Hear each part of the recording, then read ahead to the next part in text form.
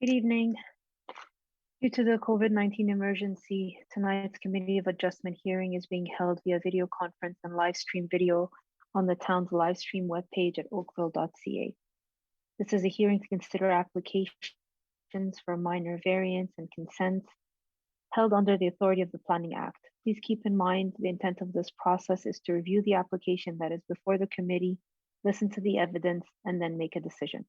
This process is not intended to be used to resolve any concerns or disputes that may exist between the town, individuals, or organizations.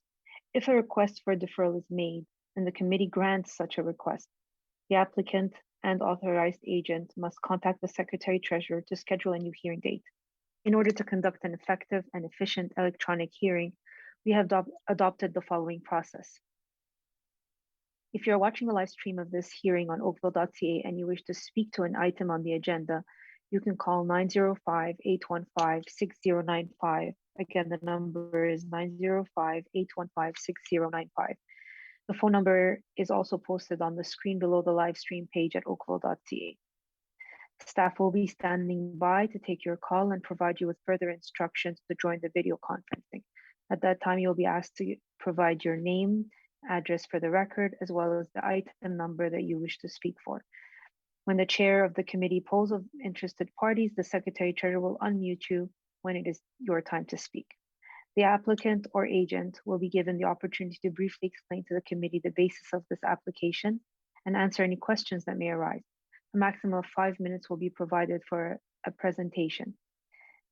You will need to state your full name and address for the record, and any submissions beyond the 5 minutes will be at the discretion of the committee. All delegations must also state their full name and address for the record, and a maximum of 5 minutes will be provided to make any presentation. All remarks and questions are to be directed to the chair, and any submissions beyond the 5 minutes will be at the discretion of the committee. The applicant or agent will then be provided with a further 5 minutes to respond to the comments made by any interested parties and answer any questions from the committee members.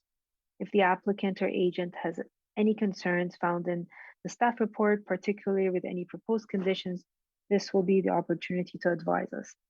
The matter will then be taken into committee for a decision, and it will mark the end of all discussion. Any person desiring a notice of decision for an application must provide a written request, preferably through email, to the Secretary Treasurer. Please note that you must make a written request in order to be included on the list that is used by the Ontario Land Tribunal for the giving of any subsequent notice of any appeal. Written notice of the committee's decision will be mailed no later than 10 days for the minor variance and 15 days for consent applications to the applicant, agent, and any other person who has filed such a written request for notice. If you do not agree with the committee's decision, you may appeal this to the Ontario Land Tribunal, and the last day to appeal the decision to the Ontario Land Tribunal will be posted on the decision. If no appeal is received within the prescribed timeframe, the decision of the committee becomes final and binding, and the Secretary Treasurer will then notify the applicant and anyone who received a copy of the decision through written correspondence. People participating in this hearing are to be courteous to and respectful of the members of the committee, town staff, and any other people are participating in the electronic hearing. Tonight's electronic hearing is being video recorded and available for future viewing at oakville.ca. Thank you.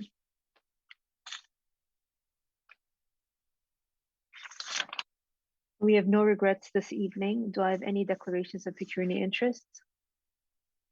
Okay, I see none. Thank you. And Madam Secretary, I'll be taking requests for deferrals or withdrawals of applications at this time. Anyone who is in the audience who has signed up to speak at this time and would like to request a deferral, this will be the opportunity to advise us. Yes, I do have someone who's raised their hand, so I'll just be moving them into the meeting. Perfect, thank you.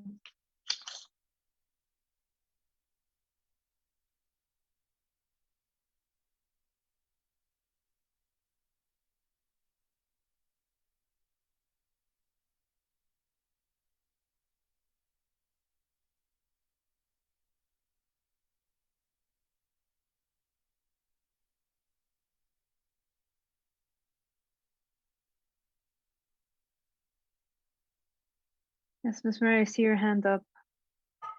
Thank you, Madam Chair. After we hear from the panelists on deferrals, If I could also make a motion, that would be great. With Okay, regards to deferral. very well. Okay. Thank you. I've moved Mr. Garbett, Ms. Baker, and Mr. Sprossen into the meeting. Are these all speaking for one application, or they all have separate applications? I think two of them may be on the same one. I'm not sure. Okay, I'll take them in order of what I can see on my grid here. Ms. Baker, would you like to go first? Thank you, and good evening, Madam Chair, and to the rest of the committee members. I am here on behalf of application CAV A1642021, being 1194 Sterling Drive. Madam Chair, we would like to request a deferral of this application at approximately 2 o'clock this afternoon. The town came forward with 3 additional conditions that they wanted as it related to this application. It is an application that is recommended for approval, but they wanted some additional conditions.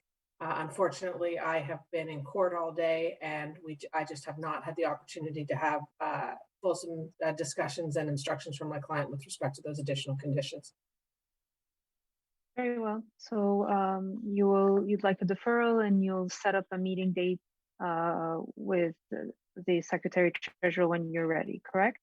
Yes, so we would ask that Ms. McCrae or Ms. I think it's Ms. McCrae who's handling this one, to be put on the next cycle that is available.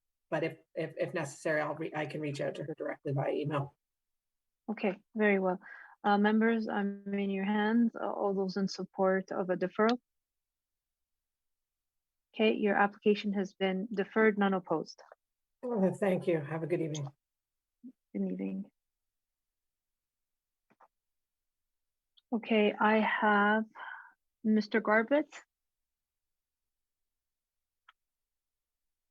Good evening. You're still muted. If you can unmute yourself. Okay. Perfect. Good evening. What application are you here for, sir? Oh, yes. Application number CAV A161 2021. Yes, that's 224 Kerr Street, correct? That is correct. Go ahead, sir. Okay, I thank you kindly. Good evening, Madam Chair and respected members of the Committee of Adjustment. I just wanted to speak to this. I did send in an email just citing some of the concerns. I am the former owner of 117 Dean Avenue, and I have contact and friendships, strong friendships with multiple people in the area here, and a number of them had contact me about this application. I have done some committee work before, but nothing in this discipline. I am not a professional. Nonetheless, I just tried to help out and go through this, and I did find this a little bit complicated for the everyday citizen. I did actually try to print off the material, and a friend of mine printed it off on a 9x12 or 8x12. It was really difficult to understand the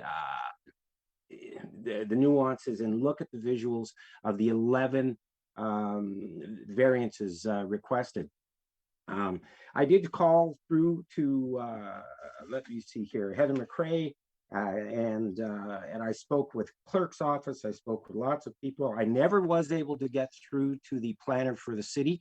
That's not a criticism, it's just an observation. I placed 4 calls. I left definitely one, probably 2 messages. Called back through again, called the clerk's office, called around. So I just want to make you aware that sometimes it's not as easy to try and communicate, to address matters on the file and get clarifications, or actually have those dialogues with skilled people. Anyway, I was fortunately, I was very lucky to be directed to Catherine Buckersfield, and who was the planner on file. She was very courteous, very helpful, but once again, it wasn't sufficient for me to acquire enough information or knowledge on this to make an informed comment or recommendation on this. In talking with my friends and neighbors, or former friends and neighbors, I have come to the conclusion that I do think it would be best, as I've indicated in my email, that this application be deferred. There's a number of factors, in particular is the short period involved. I know these were mailed out. Some people didn't actually open their mail right away. I didn't hear about it until 3 or 4 days later. And so very little wiggle room for a matter of such significance. I hope you will consider the deferral. I know that municipalities do operate under the practice and principles of procedural fairness, and hopefully that will be a factor. I know that that's come up in various legal settings. Not that I'm waving a legal flag. I'm not. It's important that the procedure be fair. Okay, Mr. Garbett, I'm sorry if I'm confused. I may have missed it. You are not representing the client. You are representing a group of concerned neighbors. Am I correct to understand that? Well, I've had dialogue with them. I spoke with Heather, and I spoke with the clerk's office, and I'm under the Oh, impression no, that no, sir. I understand what you're trying to say. I'm just trying to ascertain if I'm talking to the applicant's representative or not, simply because the applicant is the one who needs to request the deferral in order for us to make a motion of it. But we do consider the members of the public and their requests as well. I just need to differentiate whether you are working with the applicant or are speaking on behalf of interested parties regarding this application. I am not officially speaking on their behalf. There wasn't time to actually ascertain that, but I have been working with them to try and offer supports to work through this process. I have had involvement in former committees in the past. Nothing quite like this though. So no, Ms. and I McCarthy. appreciate that, and thank you. And we do have emails of opposition from several members of the public that we have on record. I just don't see your name here. That's why I was asking the question. Yeah, Sorry, I may have missed it. That was my mistake. Just to Madam interject Chair, here. if I can interrupt, please. No, just 1 moment, Mr. Wellings. I did not receive any emails from Mr. Garbutt regarding any requests for deferral or his opposition. I have spoken to him and I sent the invitation, but I did not receive any email from Mr. Garbutt at this time. And Mr. Wellings is actually as a panelist right now, and he's actually the agent for the file. Very well, thank you. Thank you for that clarification. And that kind of explains my confusion, because we usually have a list of people who are, whether they're in support or opposition, and all the emails and correspondence are usually shared with us. And I didn't see your name there. That's why I was a little confused. I appreciate your submission. I appreciate you taking the time to speak to the committee in whatever capacity regarding this matter, but I have to hear the applicant's opinion and request before we decide whether we're going to move forward or not. And at that time, you'll be invited as well to speak to the matter again if it does move forward. So thank you for coming forward. Yes, Madam Chair, I do understand, and I thank you for your consideration. I did actually send out the email at 8:08 a.m. I have it in my hand, and it was sent to Heather McRae, Secretary Treasurer, Committee of Adjustment, 1225 Trafalgar Road, Oakville. It is right here. The document is right here. So I'm not quite sure what has happened in this strange world of I believe you. I'm sure there's a lot of glitches with COVID. We're dealing with a lot. And I mean, this meeting and this platform that we're on just speaks volumes as it is. So we'll leave it at that.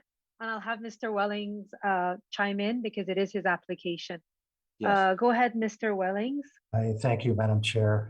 If you could be kind enough to turn your camera on if it's possible, because I don't see you on the grid. Oh, there it is. Okay, Oops, I just flipped it off. Okay, there we go. Okay, good job. Good There evening, we Madam go. Chair and committee members. My name is Glenn Wellings. I am planning consultant and representative of the applicant for this application. Madam Chair, we are proposing to move forward this evening. We are not requesting a deferral. Very well. Okay, so then we will leave you be, but you are aware there are several variances that are not supported by the town, and you're comfortable with that. I just don't want to go through the Yes. entire process and then later on you decide you wanted a deferral. Yeah, Madam Chair, we're aware of the town comments and we're prepared to move forward. Very well. So then we will do that. You will hold your cue and we will get back to you, sir. Thank you. Thank you, Madam Chair. I have Mr. Sprossen. Did I pronounce that correctly? Oh, You're sorry, muted. If you can just unmute yourself. Sorry, Madam Chair, if we're just going to rule Yes. on the deferral that's on the table for 224 Kerr, I believe that's what Mr. Garbutt was requesting. He was requesting a deferral. So I believe we're just going to have to rule on that motion before we move forward. Like Okay. I believe Sorry, his discussion was that apologize. he was requesting a deferral. Correct me if I'm wrong, Mr. Garbutt, but I believe that's what you were asking the committee of, to maybe have more time. If I'm incorrect, I apologize, but I thought Mr. Garbutt was requesting a deferral. So if he was, I believe we would have to move on that motion. Go ahead, Mr. Garbutt. Thank you, Madam Chair, and thank you to the speaker. You were absolutely correct. I was also, I'm aware also that one of the residents, just Adrian Gruhl, has also, representing a number of properties, requested a deferral as well. So, but yes, I am in fact requesting a deferral. Okay. Just give me a moment. That would be for all of the 11. Variances. Oh yeah, if there's a deferral granted, it's deferred for the entire application. Yeah. Okay.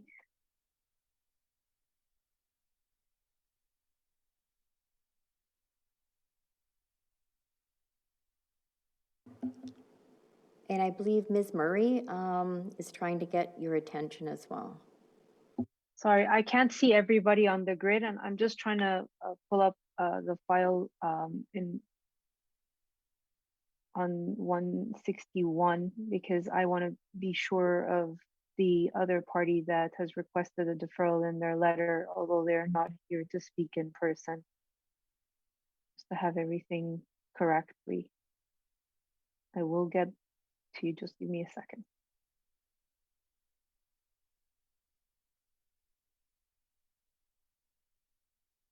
Okay, here we are.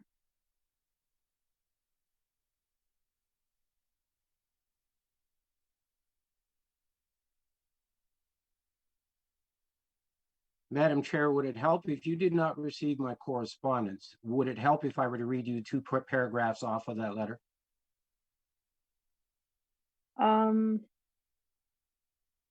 Yeah, I suppose that you you can do that. You're still within your 5 minutes of allotted presentation time. Go ahead, Mr. Garbutt.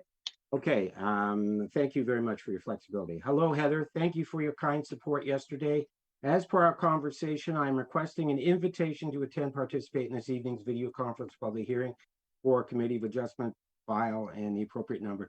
This is regarding request by 224 Kerr developments for 11 minor variances. As mentioned, I believe that a deferral on this application is necessary as the short time between October 12th, 21, the mailing date of the notice, and today's hearing date of October 26 has been insufficient for me or my property owner friends on Dean Avenue and Westside Drive to obtain a thorough understanding of the technicalities and implications of the 11 minor variance requests. A significant note is that during these exceptional times of COVID, it can be quite challenging to secure certain professional services.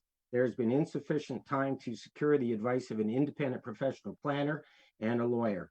It is very important for property owners to be able to provide best informed commentary and make best informed decisions regarding important matters such as these. I am also requesting notification decision for this application on any future proceedings.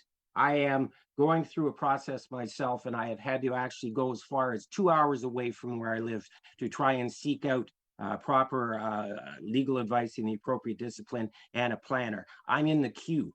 I am not able to respond in a short time frame. There's all kinds of uncertainties in this time of COVID. So I did send it, and that's the rationale behind it. I am not formally representing these people. I've had dialogues with them.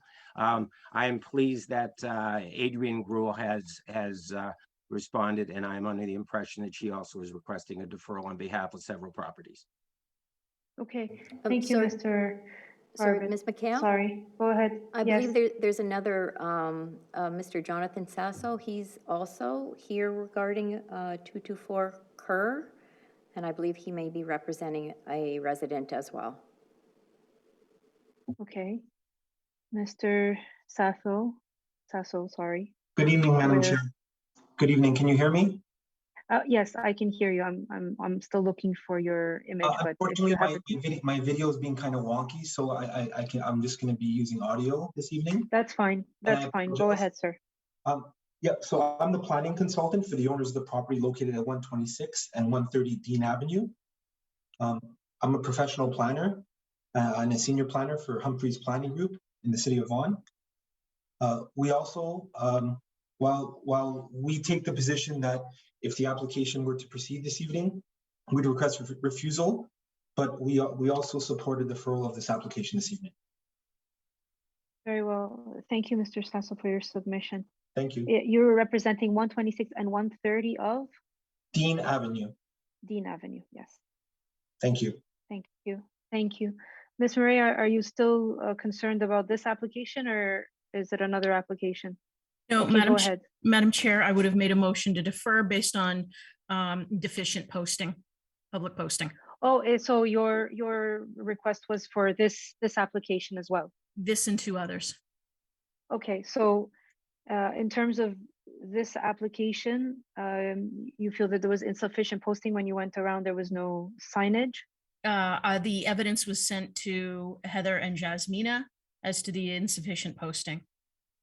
Okay, very well. Thank you By means for of your photo and email this afternoon. So I would request a deferral. Okay, thank you. Members, there are several requests for deferral for this property, both from neighbors who have not had sufficient time to look at the information and the application that is before us this evening. And I think it's all coming together now that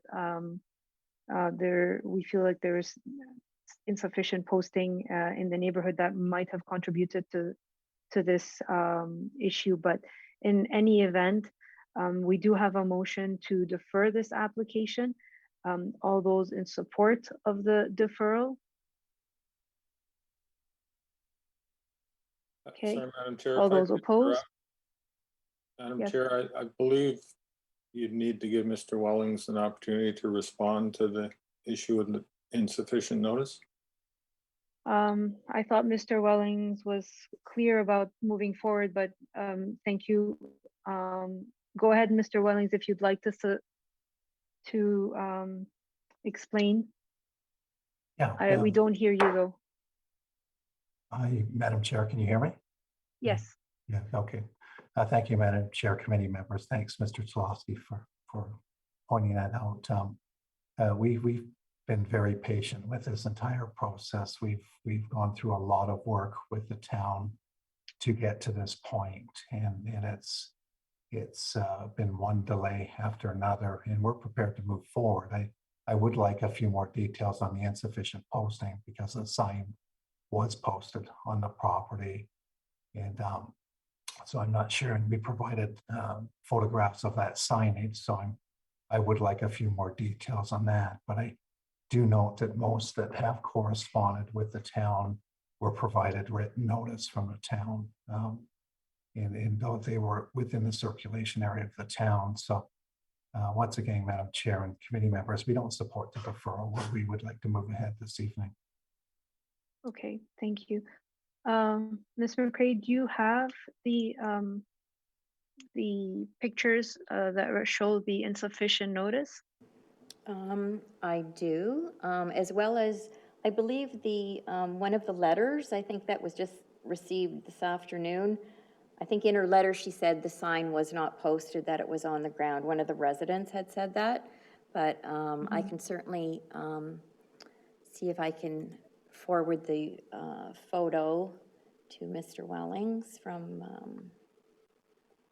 just bear with me. You may even, I put it on Madam the Chair, I'm screen if happy to you'd like. display the photo. Yeah, I was gonna ask Miss McRae to just put it on the screen behind her if it's possible, but No, I don't, there's no screen sharing, like I can't do anything. oh.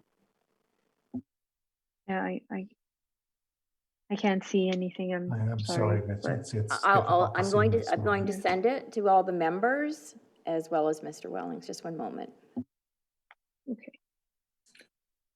Madam Chair, while we're waiting, can I ask Mr. Wellings what with the mounting opposition from the neighbors, whether he reached out to the neighbors to discuss the application?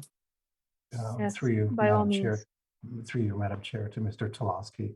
We have not had any direct discussion with the neighbors. My clients have, I believe, but we have not, I have not had direct conversations with the neighbors.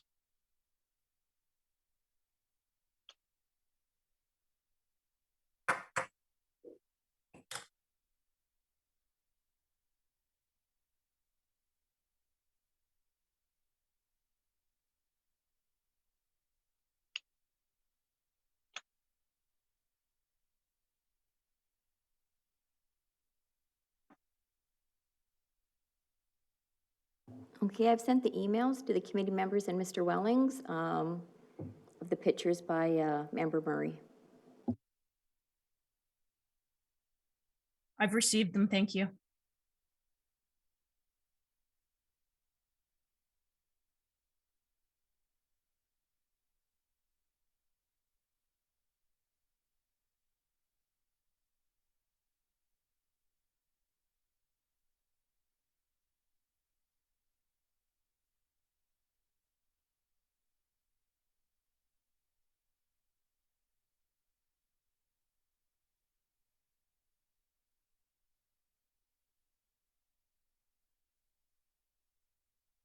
Yeah, just Madam Chair, just to clarify to Member Murray, is that the pictures do not show the sign? Is that the point?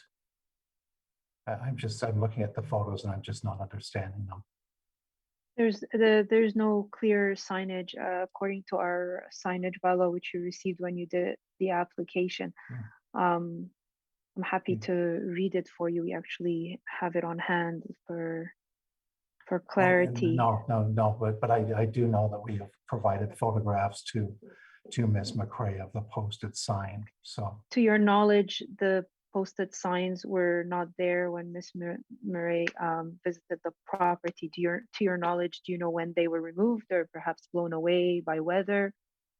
Because there is another email from a resident that said that there was no signage that was provided. So if some or more of the residents have not been aware of the application, that also puts you at a disadvantage. And Madam Chair, all I can say is the sign was posted in accordance with the town regulations. Whether that sign was removed or taken down, I don't know. Okay, but to your knowledge, you're not sure when it went missing. No, ma'am. Okay. Anything further before we take the matter of the deferral to a vote?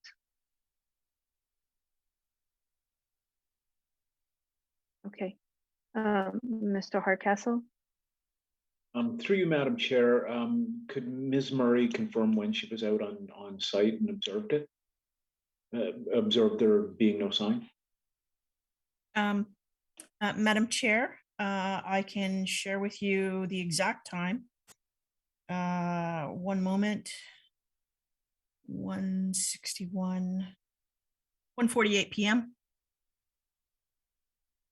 Of today. today. That was the exact time of the email sent to Heather and Jasmina. Yeah, I assumed from the timestamp on the email, that's why. Okay. Any further questions? Ms. McRae, you said that another resident said that there was no sign posted. Can you tell us when that email was sent or that letter was sent? I believe it came in late, so it would have been on the addendum I sent late this afternoon. I believe she mentions in her letter. I'm just going to check just one moment. Okay, I have the addendum here. Let me just pull it up.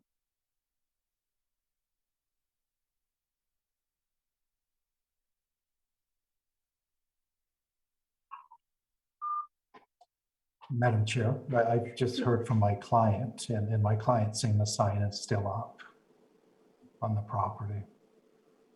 I do have, it's from Jean Drouin, and it was sent this afternoon as your second addendum, and she states in her email, sorry for the late email, but the sign has not been visible. Laying on the ground is the start of her email.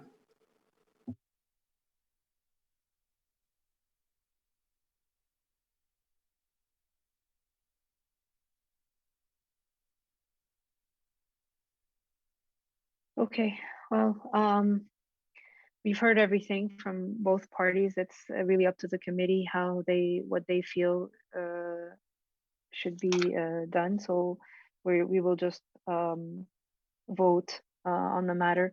Thank you, Mr. Wellings, for reaching out to your client and trying to get answers. And we understand that sometimes the signs do get blown away, and people have to just keep abreast of making sure that the signs are in the location that they are allotted to ensure coverage and ensure that the public, enough sufficient notice has been given to the public, and in order for them to be able to participate in all the hearings. All right, so the matter is regarding CAV A161 of 2021 at 224 Kerr Street, and the request before us is for a deferral. We've heard from several parties, including neighbors, as well as a member of our committee, as well as the applicant's agent, all those in support of a deferral. Okay. Your application has been deferred, none opposed. I am sorry, Mr. Wellings, I can appreciate your frustration with the process, and but given all the evidence that's before us, you'll have to see the Secretary Treasurer and get on the next cycle.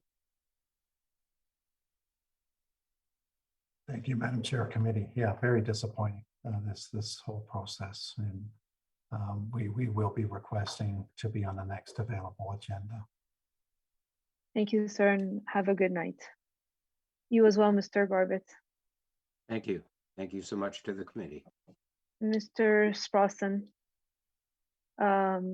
thank you for your patience. Ms. Murray, I have not forgotten about you. I know that you would like to speak to two other matters. Let me just get Mr. Sprossen going. Yeah, I guess I'd like, yeah, my name is Jonathan Sprossen at 447 Kerr Street. I am the applicant, and I'm speaking to CAV A157, 74 Stewart Street. I'd just like to make sure that our sign is still there, because it was there on Sunday evening. It was there on Monday morning. I didn't check this morning that it was still there, but it has been there since we were required to put it up. In fact, 2 days before we were required to put it up. So I just want to make sure that it's still there, because it's very difficult to make sure a sign can stay on the site once you put it up. It's we've got it held with wire on a fence, but the fence can be pushed over, or the wire could be cut. It seems unfair to expect an applicant to have to monitor the sign every day to make sure that somebody hasn't vandalized it or removed it. Was our sign there still? Is it still there today? It's not there. So somebody has removed our sign between Monday, yesterday, and today. And I will drive by after this meeting, but I am requesting a deferral, but not because of the sign. I'm requesting a deferral because on Friday afternoon, after 2 o'clock, we received comments, and the comments weren't from zoning or planning. They were from Public Works or traffic, saying that they had questions about a sight line. So we still don't know what the questions are. We're in our second submission for site plan approval, and we satisfied that on August 13th. We couldn't get it submitted till August 23rd or 26th actually, because we didn't get the link that you're supposed to get in order to drop it in for 2 weeks. But on the 23rd, it was resubmitted electronically. And we still haven't got our comments back. We were supposed to get them in the maximum of 6 weeks for the second submission. The first submission took 6 months. The second submission was supposed to be 6 weeks, and we're still waiting 8 weeks later. So we had no idea, but on Friday we were told that they have a question. We don't know what the question is, but there is a question. So until we find out what the question is, we can't answer it. We do know that we did submit a sight line analysis by an engineer that said that everything was fine, and that's why we thought we could apply to the committee and apply for the 7 items that we have at the committee. So, so I guess there's 2 things. One thing, I don't know how I can keep a sign there unless I go by every day and put a new one up if there's one missing, but it was there as of Sunday night at 7 o'clock. So I don't know about yesterday morning or this morning. Or did I go by yeah, I went by yesterday morning and it was there too. So it's just this morning. Okay, Ms. Murray, do you have a comment? Yes, through you, Madam Chair, to Mr. Sprossen. I do appreciate that there are always difficulty keeping these signs up. It is attached to the gate, but the gate has fallen over. So somebody's opened the gate and the gate has fallen over. So if you were driving by or walking by, you may not necessarily be attuned to the sign. And so it's problematic, in my opinion, the way it's posted on the gate.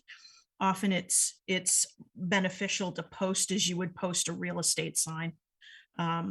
That's what they put in, but there's a couple of problems with that, and we've had the property for a couple of years, and people use the site as a bit of a dump and a place to drop things and a place to park, and they drive over the stuff, so nothing stays up. The gate is the only thing that's been up for the 2 years, and the only way for it to be open is if it's physically lifted and moved. So we can chain the 2 gates together, but we felt that it might be problematic for safety reasons. If somebody had to get out of the site, they can drive over a curb, but they usually open the gates to go in and out. So I don't know how we can make sure that that sign stays there, but it was there for the 2 weeks prior to that. And if it wasn't there today, then it must have been done last night or in the wind last night, but that gate won't move in the wind. It's a very heavy steel gate. And it sits on the ground, it sits on a pole that's in concrete. Yeah. So putting it up on a piece of wood, that, you know, a little 1x2, it'll be gone very easily. So we thought that was the most secure. And it also points out to the street. Yeah.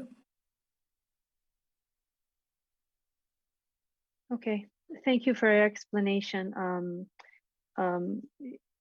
I mean, really, we can't ask that more than for you to do your best. And if you're making regular visits to just ensure that the signage is up, really, the most important thing is for that duration before the hearing, so that everyone who's interested and neighbors and can ascertain the information that they need in order to be informed. Right.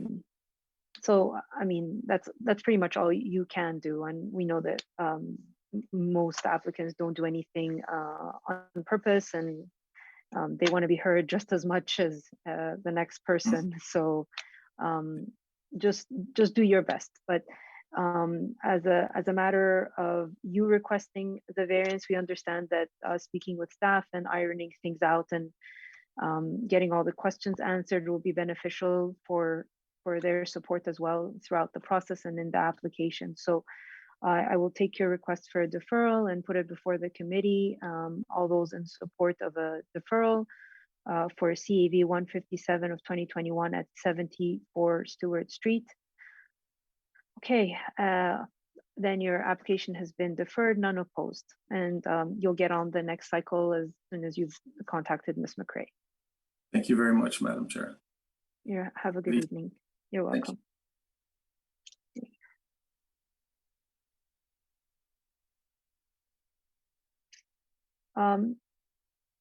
Ms. Murray, do you have any other properties that you were going to request a deferral for? Yes, Madam Chair, CAV A 160, 2021, 1159 Lakeshore Road East. Secretary Treasurer has a photo evidence from 2:12 p.m. today. Sorry, I lost you for a second. I was shuffling papers to look for it. Which application is that again? It's, Madam Chair, it is CAV A 160, 1159 Lakeshore Road East. And the Secretary Treasurer has the photo evidence from 2:12 p.m.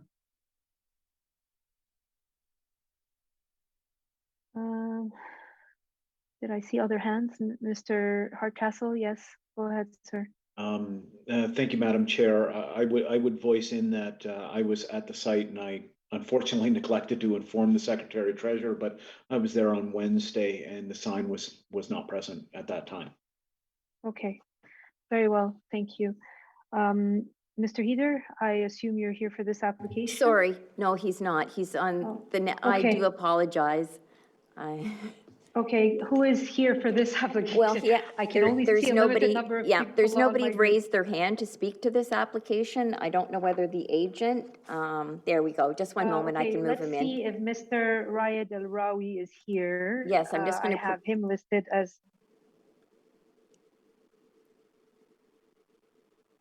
Mr. El Rawi, are you present for this application? CV 160 of 2021 at 1159 Lakeshore Road East. Yeah, good evening, Madam Chair and members of the committee. I'm also surprised as you. We are ready for the application. The sign was posted, the house is vacant, so we don't know what is going on there, but I never had an issue like that before. And usually the sign was posted by the owner in a proper way, like the real estate agents, and it was put in a place that has been clear, visible from the street, because we have too many trees there. And we made sure that we are not encroaching into the neighbor's property. Have you provided this evidence to Ms. McCrae? Yes, I did, and to Jasmine as well at that time and I explained to them the reason we went back, because there's a road widening, and I checked the survey. I checked everything clearly to make sure that the sign will be within our property, not encroaching to the town property, and also it will not encroach to the neighbor's property. And have you been making regular visits to ensure that the sign remains up? Yeah, I mean, we went there maybe a few days afterwards. We have a few projects there around this area, but not in the last week. And the house is vacant, as I told you. It's not nobody is there to look after it. We're just waiting for the hearing. But as we've said previously, the importance of the signage being visible and for the entire duration before the meeting is so that the public can have enough notice to request information and participate in the proceedings. In any event, the matter is in the committee's hands. There's a request for a deferral. All those in support of the deferral? Okay, all those opposed? Mr. Hardcastle, I think your computer froze. I didn't get you either with a yay or a nay. Sorry, Madam Chair, my apologies. I'm having all sorts of problems this evening. No, that's fine. So the motion to defer, are you opposed or are you supporting? Okay, so we've all voted in support of the deferral. There is no opposition. Sorry, Mr. Rawi, you will have to see the Secretary Treasurer at the next cycle or the next available cycle. And please do ensure that even though the house is not being occupied, that someone from the applicant's behalf does do a wellness checks, if you may, to make sure that the sign continues to be up and visible to the entire surrounding neighbors. Yeah, we'll do. Thank you. Have a good night. Good night. Okay, do I have any other requests for deferrals? before we get the meeting going.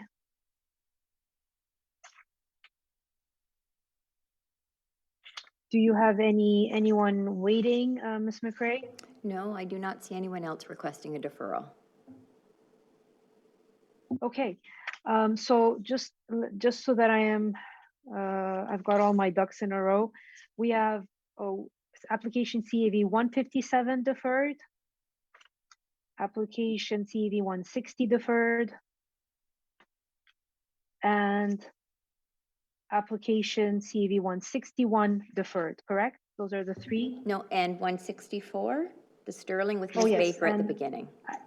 Yes, application CV 164 also deferred. Those 4 applications have been deferred. If you are here to speak to those, please be advised that they have been deferred. Again, those are applications CAV 157 of 2021 at 74 Stewart Street, application CAV of 160 of 2021 at 1159 Lakeshore Road East, application CAV 161 of 2021 at 224 Kerr Street, and finally, application CAV 164 at 1194 Sterling Drive. Okay, so the first matter before us this evening is application CAV 156 of 2021 at 652 Wayneway Court. Mr. Heather, you've been waiting for this application. Anyone who's interested in speaking to this application, please call 905-815-6095. Again, the phone number is 905-815-6095. Staff will be standing by to take your call and provide you with further information. Go ahead, Mr. Heather. Good evening, Madam Chairman, members of the committee.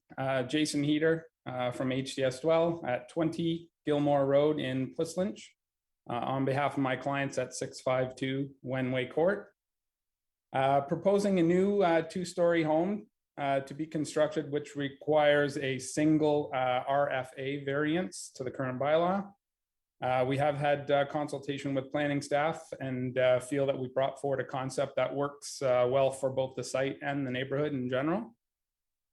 This is a neighborhood in transition. Lots of newer builds are entering the area. There's a bit of an eclectic mix of product, both existing and new, and ranging full 2-story options as well as single-story bungalows, many with larger detached structures.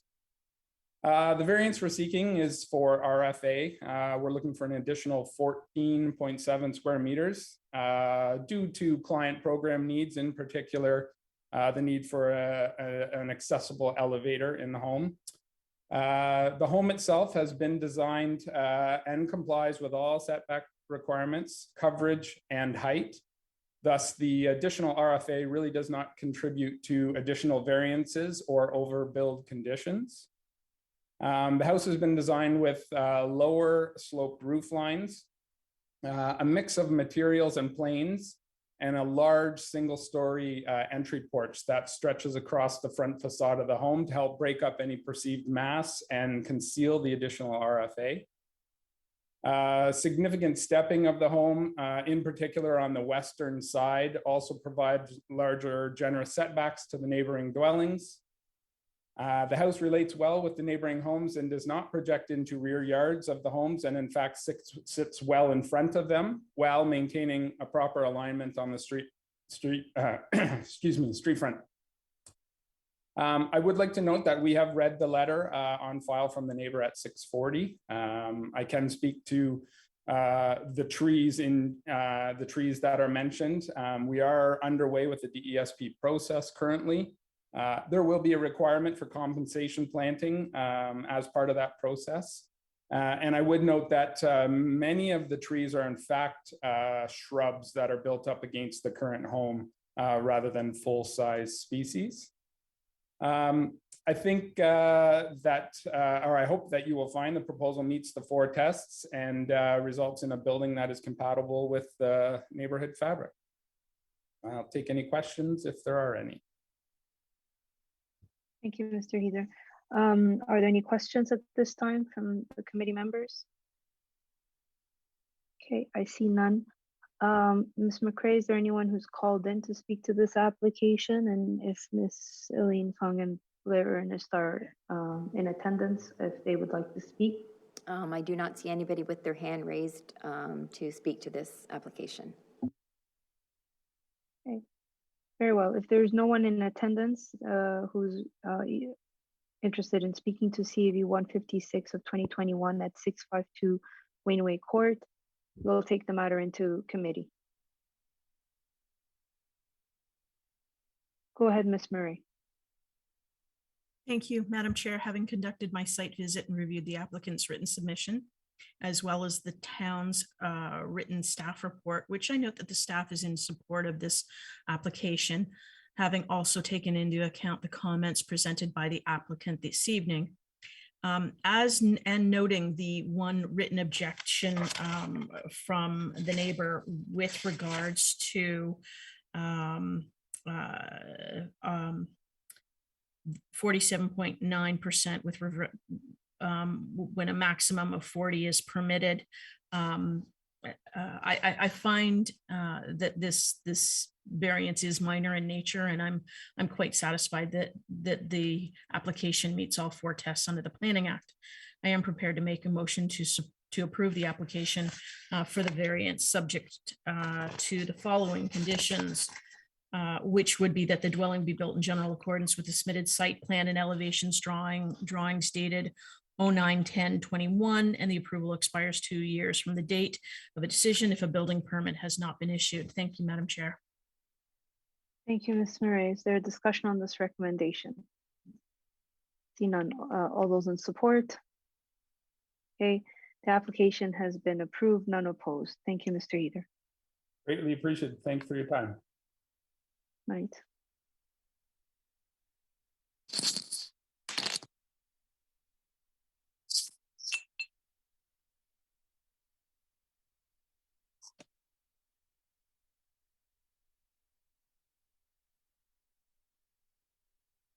Okay. Application CAV 158 of 2021 at 25 Cudmore Road. Again, it's CAV 158 of 2021 at 25 Cudmore Road.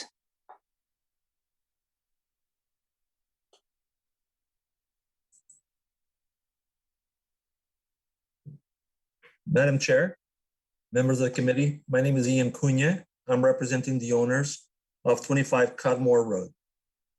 Good evening, Mr. Cunha. If you have accessibility to your camera, can you please turn it on? I'm trying, madam.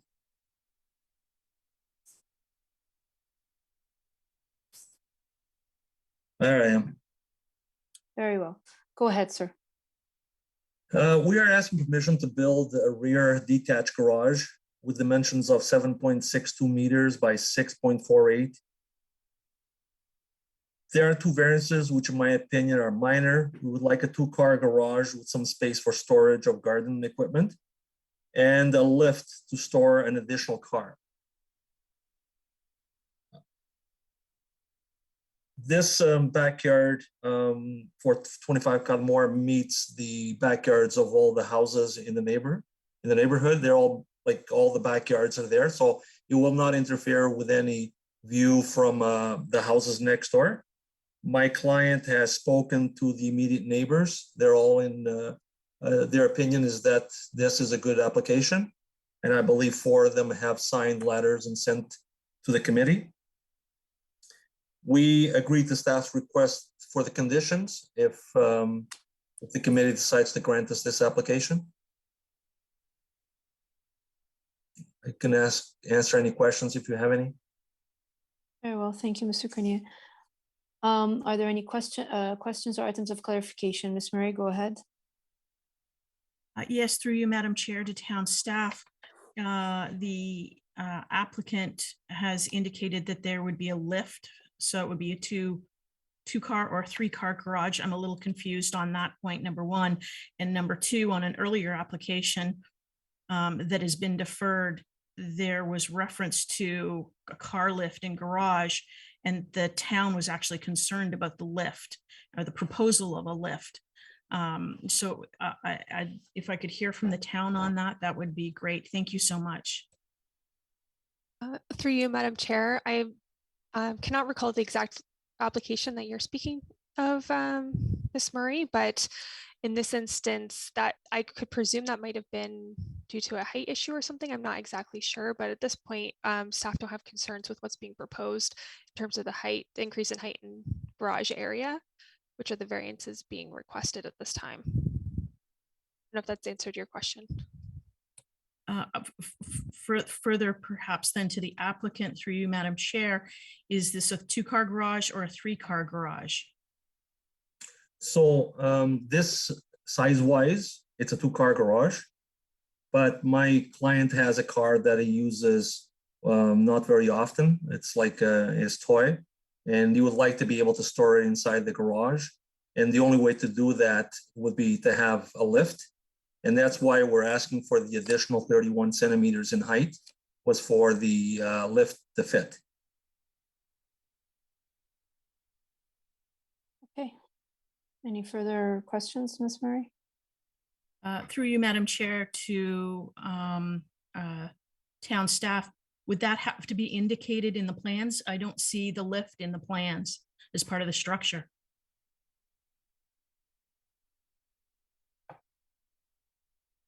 Through you, Madam Chair, I appreciate that concern. Basically, what we've reviewed is what's on the plans and what's before us. So the height and the garage area, the 2-car garage configuration from the outside is what we've kind of taken a look at.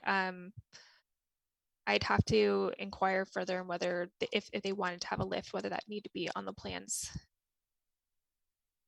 And before we make a motion to approve, can we get that clarification, Madam Chair?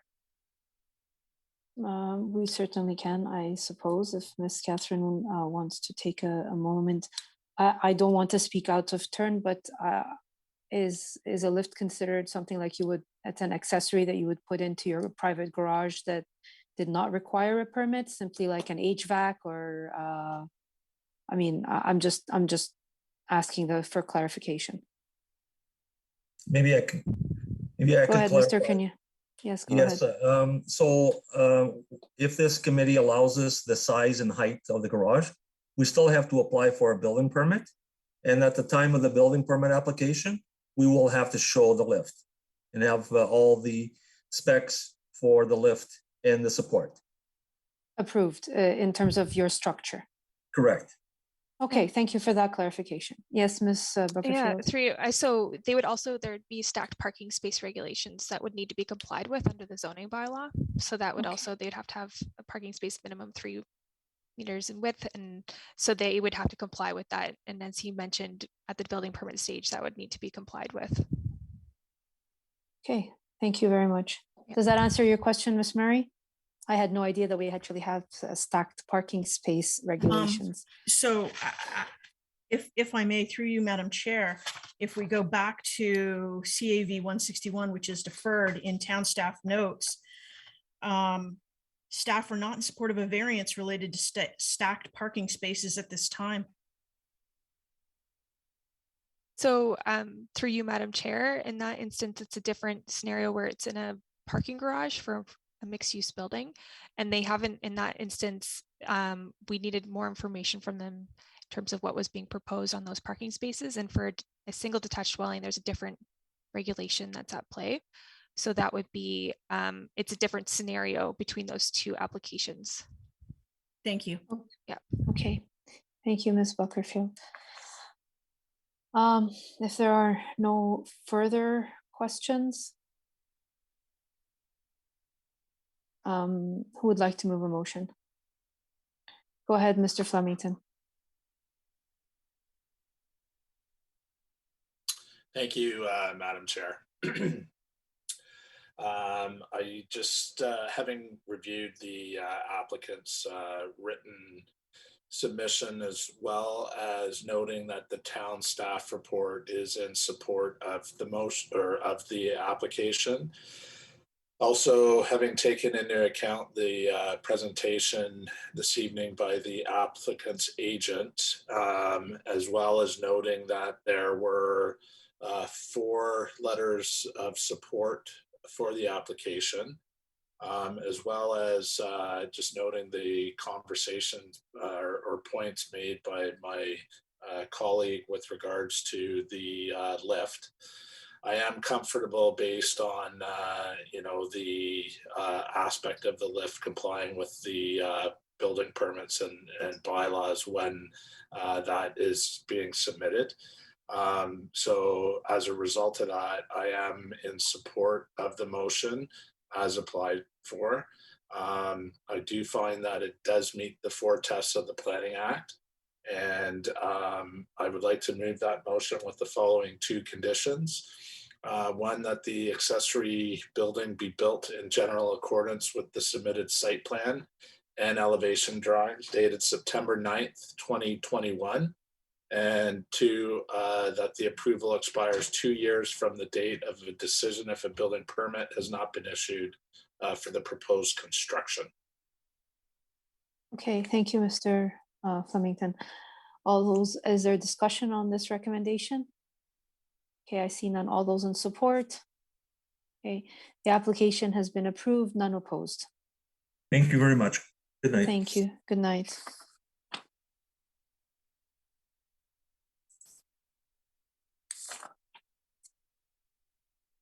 Okay.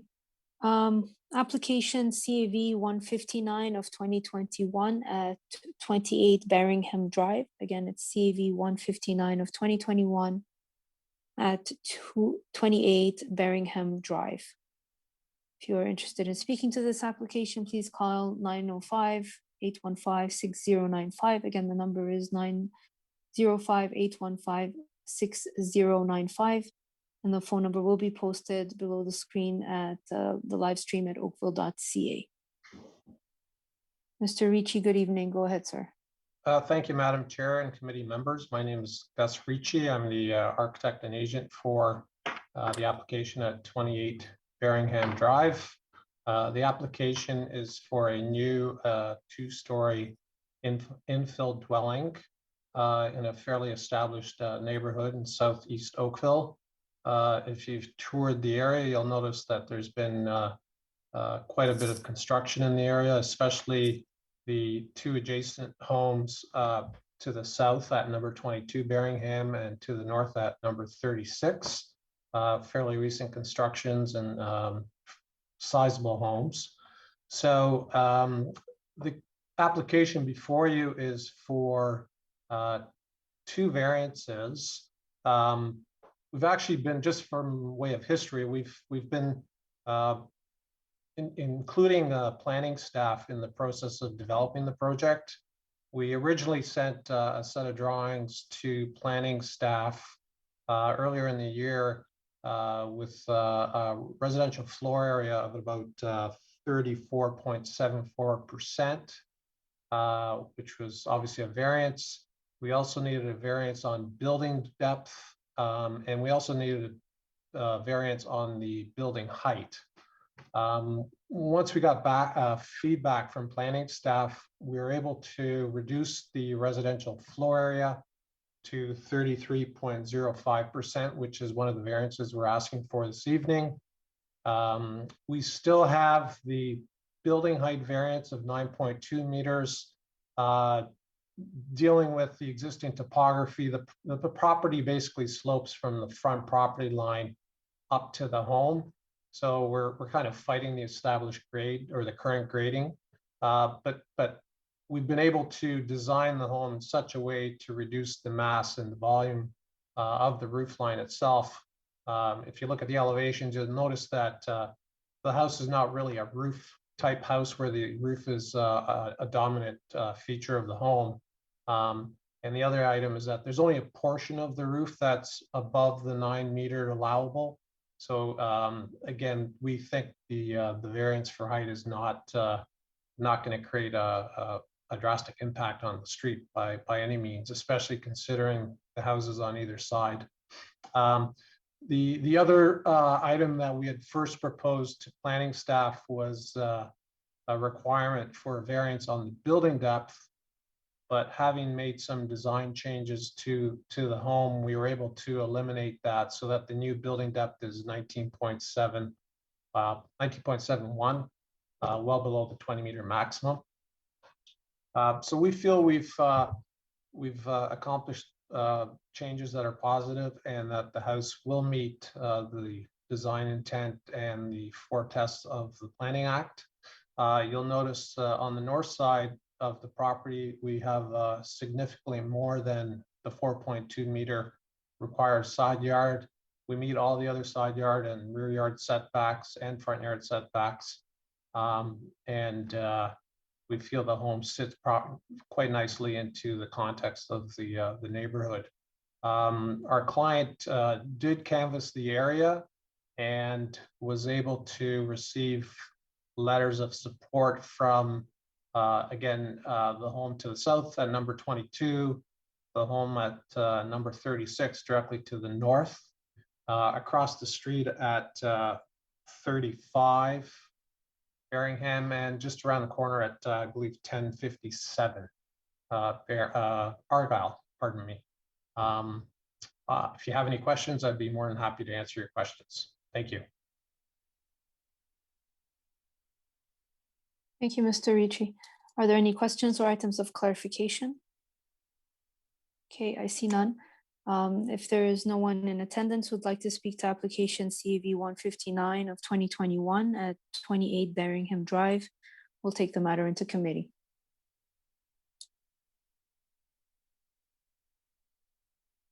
Okay, go ahead, Mr. Talowski. Thank you, Madam Chair. Madam Chair, I'll move that this application be approved as applied for, finding that it meets the 4 tests of the Planning Act. I find this application to be fully consistent with the character of the neighborhood, and that the additional square footage being requested is more reads to the rear of the property and not imposing on the street. I would note also that support of 4 members of the immediate community, and I would make that approval conditional on development proceeding in general accordance with the site plan and elevations dated August 16th, 2021, and that a building permit issue within 2 years. Thank you, Mr. Talowski. Is there a discussion on this recommendation? I see none. All those in support? Okay, the application has been approved, none opposed. Thank you, committee members. Good night.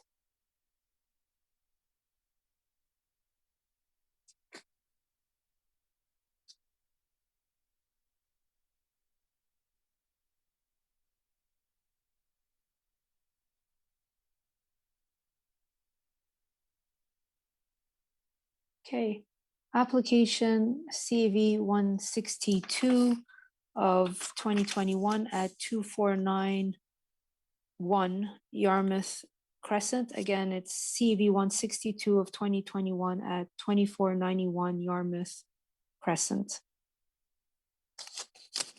Who do we have representing this client? If you'd like to speak to this application, please call 905-815-6095. And staff will be standing by to take your call and provide you with further instructions to join the video conference.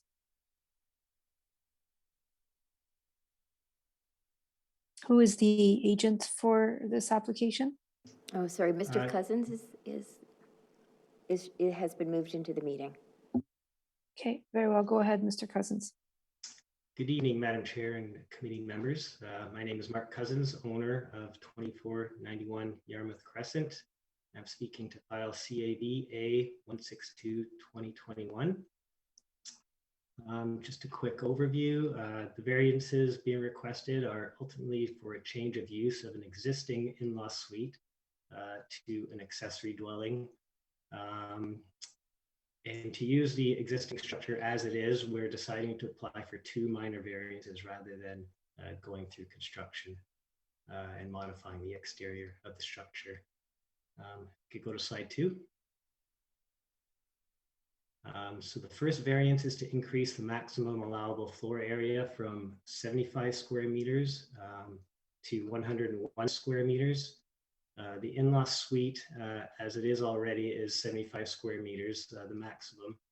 And we're planning to use an existing laundry room between the main and accessory dwellings as a shared space, which then increases the floor area for the accessory dwelling to 101 square meters, with that additional 26 square meters there in the laundry room.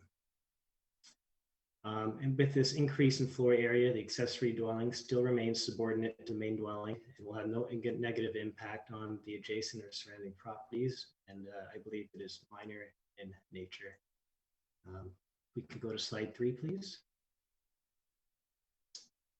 The second variant is to allow the separate entrance for the accessory dwelling to face the front lot line. The separate entrance as it exists is already significantly set back from the main dwelling, ensuring that it's subordinate to the primary entrance and is not a prominent feature. And in consulting with the zoning department, we will also be installing a lattice privacy screen in front of that separate entrance for the accessory dwelling, just to make it even a little bit more subordinate to the main structure. If we could go to slide 4, please. We've also gone to all our neighbors on the court to explain the variances we're applying for and to answer any questions that or concerns that they might have. And after speaking with them all, they all understood what we were trying to achieve, and they were happy to sign a letter of support. We got 6 signatures in total. That was everyone on our court. And so in conclusion, it's my opinion that the variances do satisfy the 4 tests under the Planning Act, and we have the support of the city as well as our neighbors. And so if there are any questions at this time, I'd be happy to answer them. Thank you, Mr. Cousins. Are there any questions at this time or items of clarification? Okay, I see none. If there's no one here to speak to this application, we can take the matter into committee. Go ahead, Mr. Hardcastle. Thank you, Madam Chair. Having undertaken my site visit, reviewed the written materials as well as the, including the written staff report, the drawings from the applicant, as well as the presentation provided by the property owner, I'm satisfied that the requested variances conform to the tests of the act, and I'll put forward a motion of approval. The motion should be subject to 2 conditions, those being that the construction be in general accordance with the submitted site plan and elevation drawings dated 2021-04-22, and that the approval expires within 2 years of the date of the decision if a permit has not been issued. I would note that there were no members of the public present with respect to the matter, and that the applicant has provided a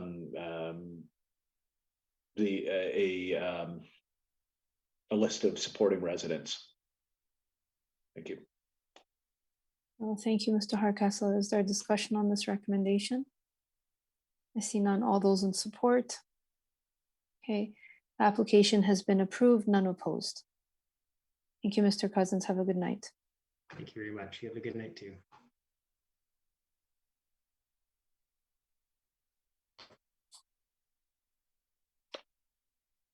So we are now at application CAV of 163 of 2021 at 115 Morrison Road.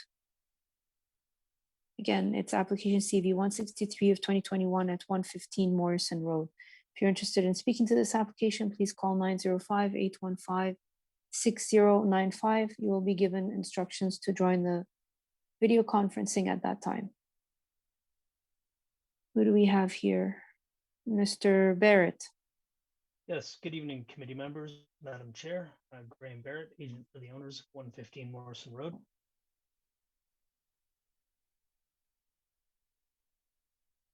Go ahead, Mr. Barrett. Thank you.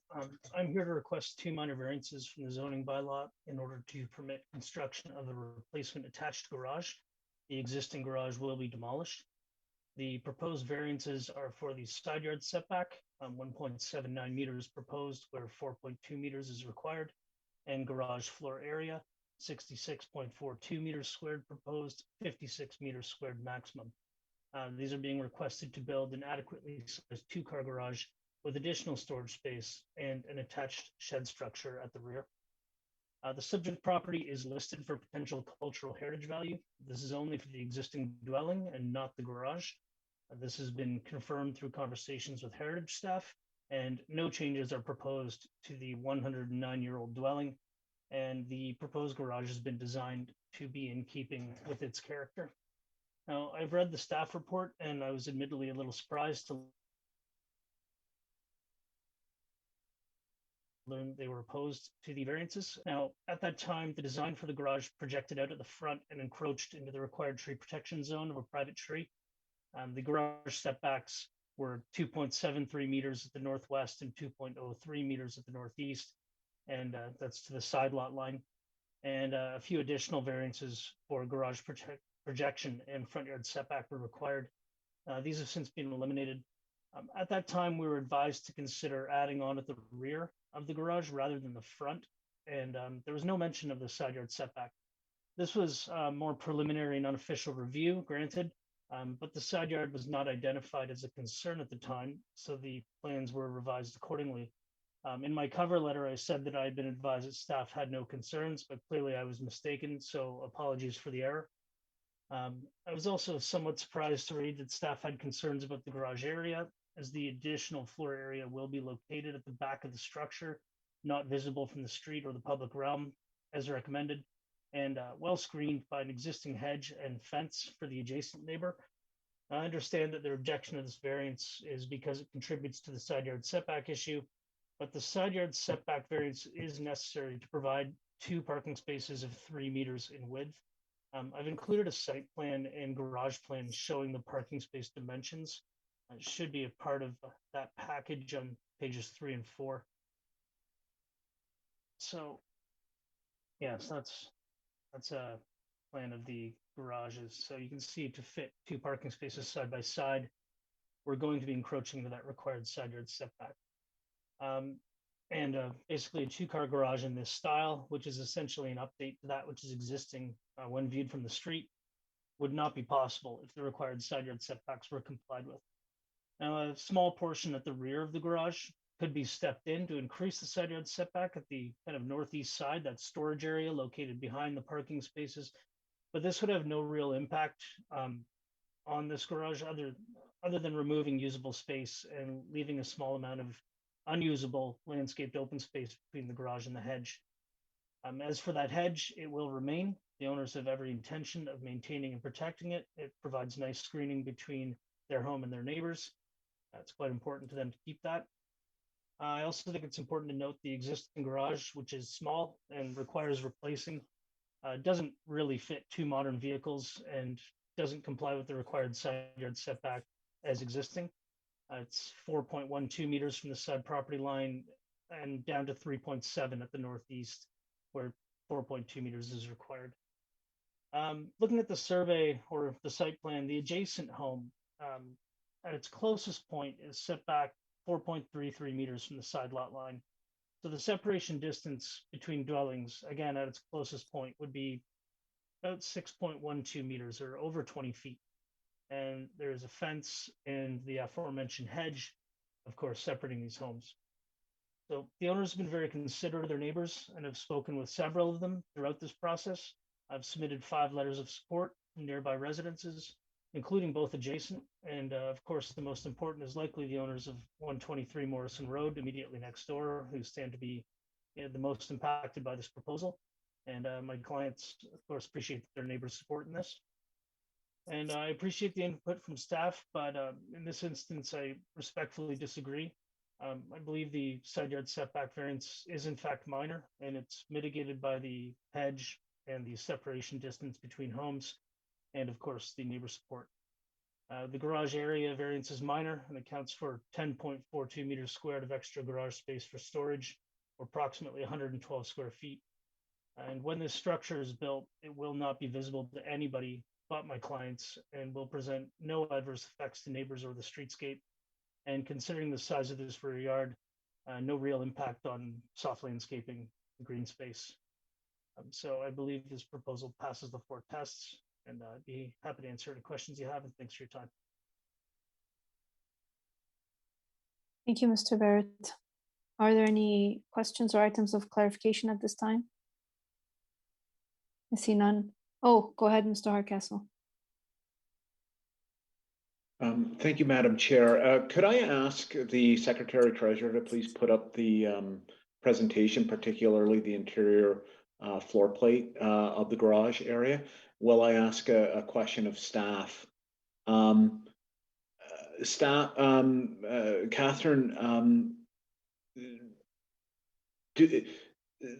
in terms of meeting bylaw compliance with respect to the interior stall size of 3 meters in width, is there a requirement of a separation between the individual stalls?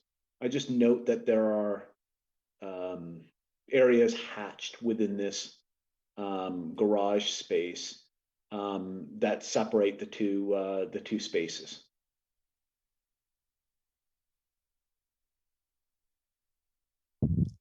Through you, Madam Chair, my understanding is that I don't believe there would be a requirement to have additional space between them. It's a minimum requirement for the parking spaces, so that extra space would not be required. Second question, Madam Chair, through to the applicant.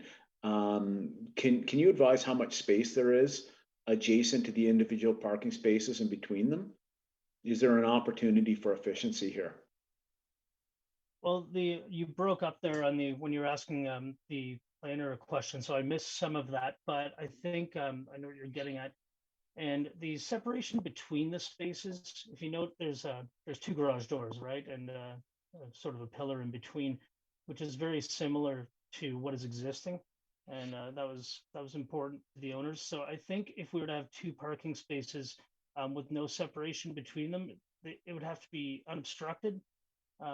That's my understanding of it. And that center column essentially presents an obstruction. So they believe we need a little bit of space in between because of that design element, which recreates the garages existing. And if you look at photos that I submitted in with my cover letter, you can see it's very similar in character. As for the distance on either side of the parking spaces, don't believe I have that on my plans, and for that I apologize. Double check one moment.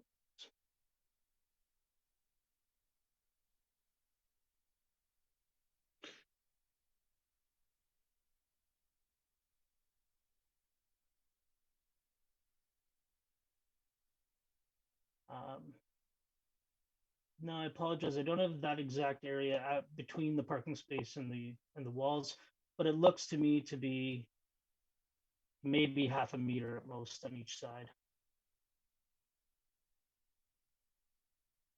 Thank you.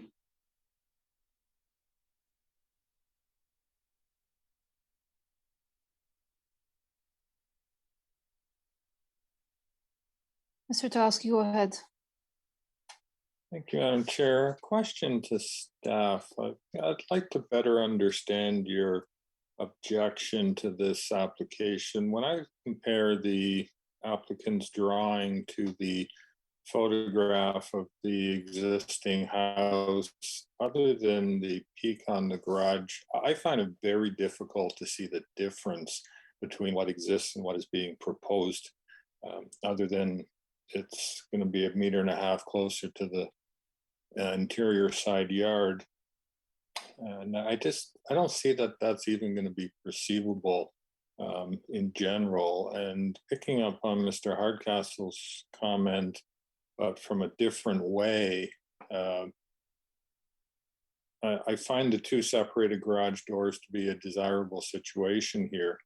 And if we were to deny this application, the applicant came back with a greater side yard, it would likely come back with 1 large garage door, which I just wouldn't find desirable at all. So I'm just looking for a little more understanding of where staff is opposed to this application. Through you, Madam Chair, I agree with Mr. Tleskey that the design element of having the split garage is more desirable at the front there. I think part of the issue is that the rear of the garage is now there's a further reduction in side yard setback near the rear, where there is opportunity for that storage space to be brought in further, even if that front portion, it may be appropriate to have that setback at the front, but at the rear, you're getting closer and closer to the property line, which is inconsistent with what's happening in the area where you have that minimum of 4.2 meter separation. I hope that answers your question. Thank you.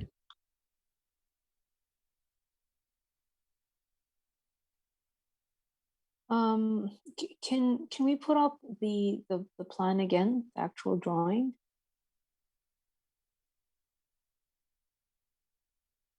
Okay, yeah, okay, I see. Any further questions or items of clarification?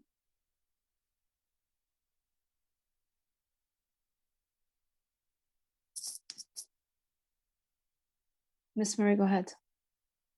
Through you, Madam Chair, to the town staff. So basically, if there was less of a storage portion, town may be in favor of this garage? Through you, Madam Chair, I think we'd have to review it internally, obviously, but I think that there would be it would be more favorable without the additional reduction in the side yard at the rear, because the way that the property line juts in, it tapers, and so that you're reducing that setback even further at the rear, where it doesn't really work towards the functionality of the garage spaces. So I agree that you would need a minimum size at the front to allow for cars to park in that portion, but by reducing it even further at the rear, you're making it an even more adverse condition. Okay. Anything further?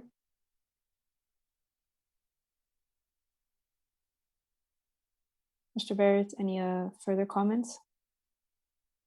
Well, like I mentioned in my remarks, if we were to jog in that wall after the parking space length of 5.7 meters, it really wouldn't change much. I mean, I don't have a specific dimension of where that would start and where it would end, but it would only really serve to reduce usable space in the garage, and there isn't really much use for the space between the garage and the side lot line.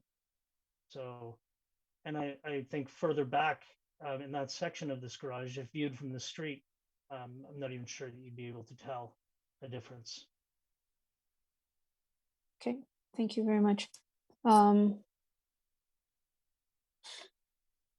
If there are no members in the public looking to speak to this application, we'll take the matter into committee now.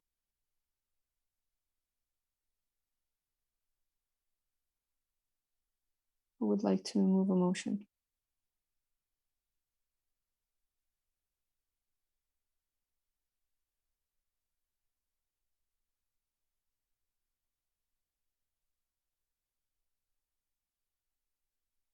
Do you need a minute to think?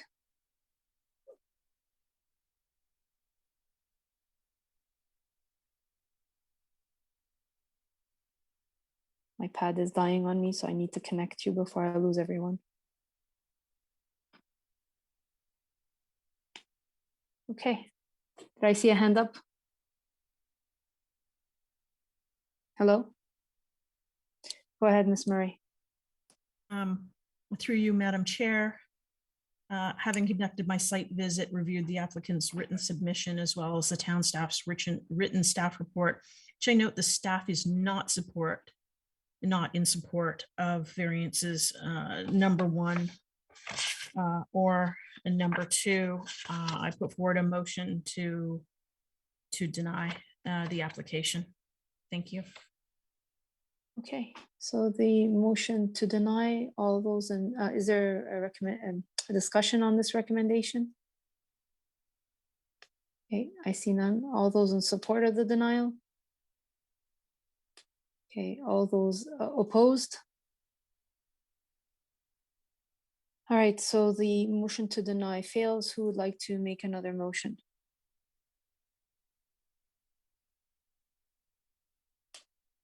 Okay, Mr. Talowski, go ahead.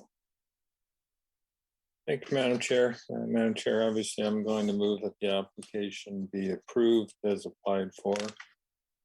Finding it meets the horror test of the Planning Act. I would note the support of any of the potentially impacted neighbors on this application. Madam Chair, as per my previous comments, I really don't believe that there's going to be an impact of these variances. I don't think the changes are going to be obvious. It took me a while to figure out the difference between what was being proposed and what exists there today. I'm also concerned, Madam Chair, that if this application was denied, we'd get back an application or even a building permit application that didn't need a variance that would have a greater impact and not be as sensitive to the existing character of this historic dwelling as we have here today. Chair, I would make that approval. I don't have dates, so I'll just say subject to the drawings submitted with the application and that a permit issue within 2 years. Okay, thank you, Mr. Tulaski. Is there discussion on this recommendation? Okay, all those in support? Okay, and all those opposed? Okay, your application has been approved. Thank you very much and have a good evening. Good night.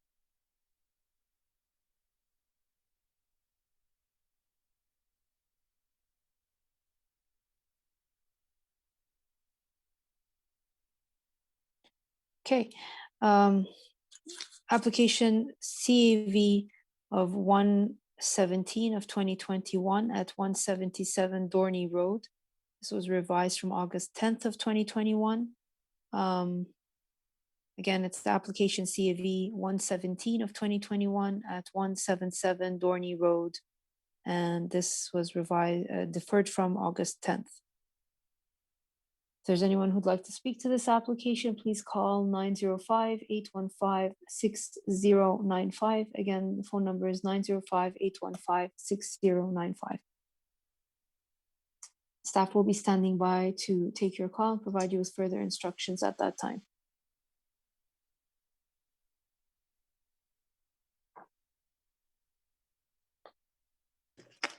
Go ahead, Mr. Wilmot. Thank you, Madam Chair. Can you hear me? Yeah. Thank you. If we could start with actually slide 3. I'm going to jump around a little bit. I apologize. Thank you. Good evening. My name is John Wilmot. I'm the architect and the agent for the application. This application was deferred from August 10th, 2021. The applicants are Mr. and Mrs. Tadla, who are the owners when this application was first applied for. Although the property has now changed ownership to our clients, Mr. and Mrs. Maheshwari, the applicant remains listed under as Tadla due to town policy. We were directed by town to staff to leave the applicant as applied. So I know there's some questions from the neighbors as to why that was.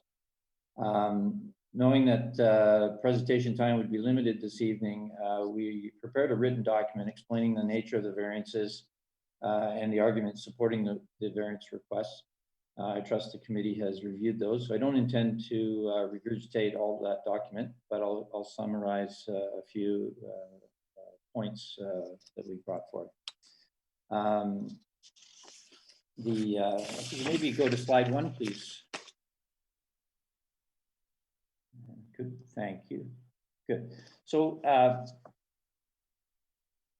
client wishes to demolish the existing house on the property and then construct a single-family residence and is seeking 3 variants to the bylaw.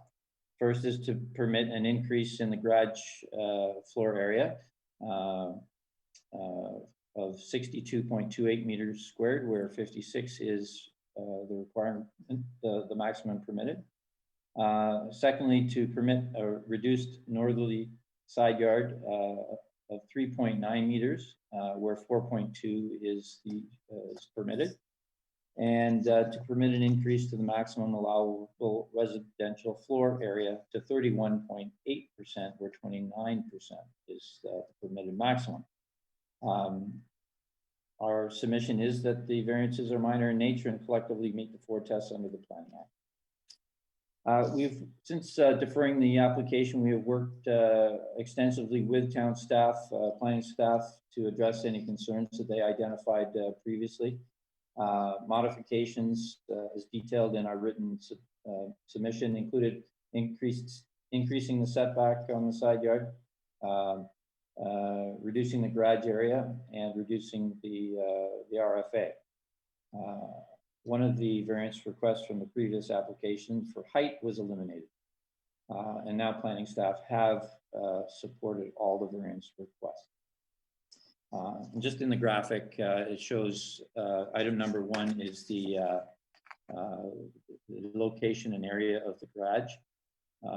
Item number 2, and there in yellow, is the side yard setback, and the item number 3 is a general indication of the floor area. The darker gray section is the second floor area. The lighter gray is all main floor area, and the light shaded yellow portions are just covered porches. Okay. If we could go to slide 4, please. Thank you. So we, in speaking with staff, they wanted to see a streetscape of how this house would fit in. And I think it's telling to show that scale-wise, I think it does fit in quite nicely. The main feature here and how we mitigated some of the floor area was to centralize the 2-story portion on the streetscape, which you see sort of a window in the center flanked by 2 2-story sections. And flanking that is the garage on the left, or the north side. That's a single-story element. And on the right side is a living area that is also a single story. And so, you know, I know it's a slightly different style, but it has common elements to some of the surrounding houses, hipped roofs, things like that. It is, as I said, a 2-story house, which is permitted under the bylaw. And I think you can see that the setbacks have been maintained fairly nicely, despite the 1-foot setback variance at what we call a pinch point at the front corner of the garage. Could we go to slide 5, please?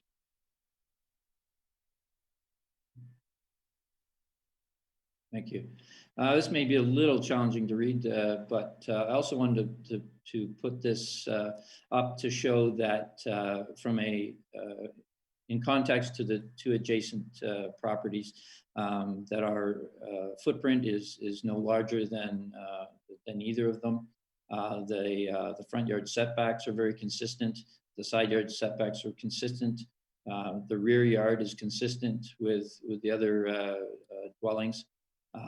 That the portions at the back, because there was concerns, we are aware of some of the letters of opposition from the neighbors, that those portions of the building at the rear are well beyond what the setback is at the rear, the 10.5 meters, and dwelling depth complies with the bylaw and is again consistent with the other properties. I wanted to touch on something that may have been a little bit confusing in the document and was brought up by the neighbors. Maybe if we could go to slide 6, please.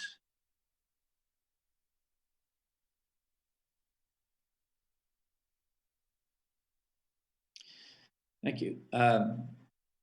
We brought up in our document 3 different houses that have received variances to show that what we had proposed is consistent with variances in the neighborhood.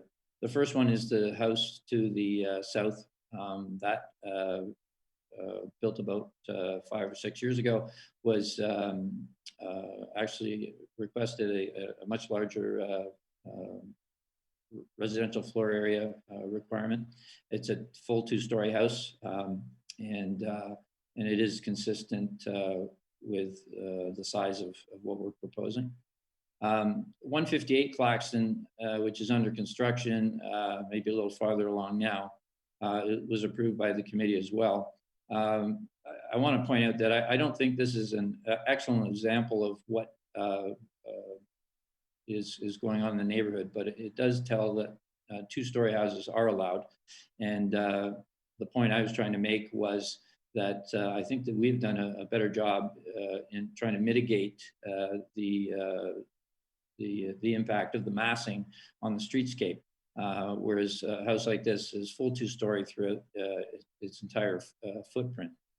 And then the bottom one at 153 was a house that we've also designed and received a variance for an enlarged floor area and a slightly enlarged garage area as well. So I wanted to make that clear.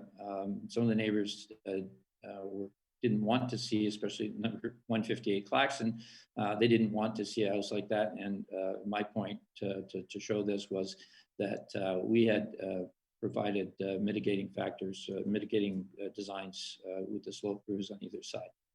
So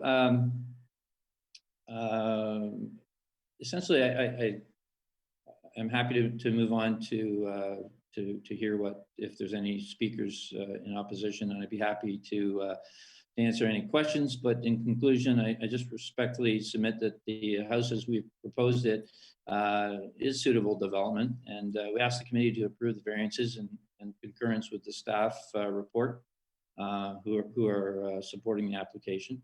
And with that, I'm happy to end my presentation and see if there's any questions I can answer for you. Very well, thank you, Mr. Wilmot. Are there any questions or items of clarification of Mr. Wilmot at this time?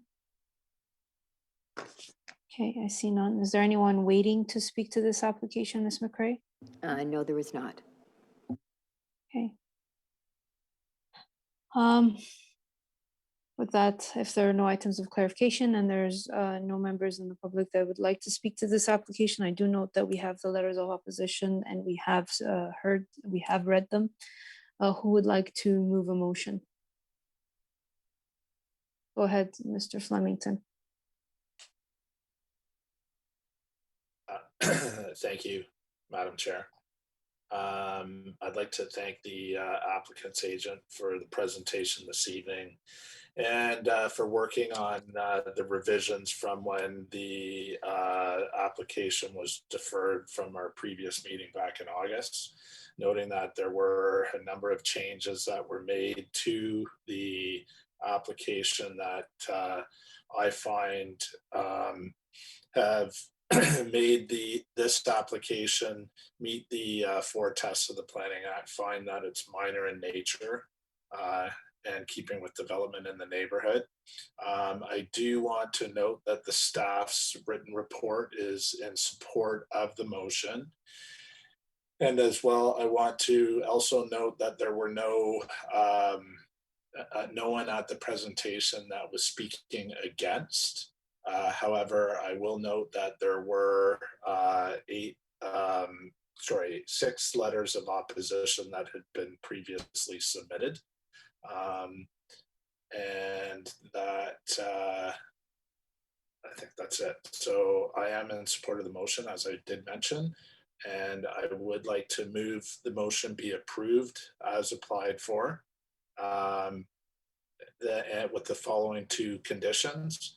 That the dwelling be built in general accordance with the submitted site plan and elevation drawings dated August 25th, 2021. And 2, that the approval expires 2 years from the date of a decision if a building permit has not been issued for the proposed construction. Very well, thank you, Mr. Flemington. Is there a discussion on this recommendation? Mr. Talowski, go ahead. Madam Chair, I just wanted to add two things. First of all, I wanted to thank the applicant for providing the streetscape drawing. I found that very helpful. And just, speaking to the neighbors or the area residents, a reference to 158 Claxton.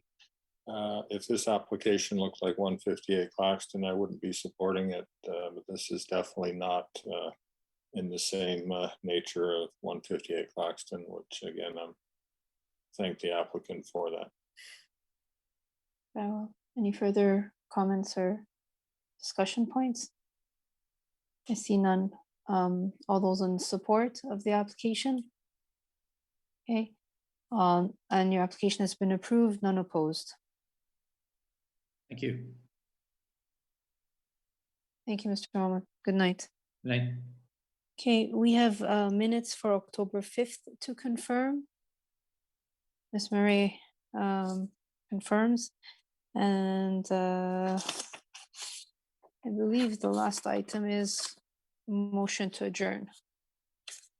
Mr. Hardcastle, motion to adjourn. We are adjourned at 8:46 p.m.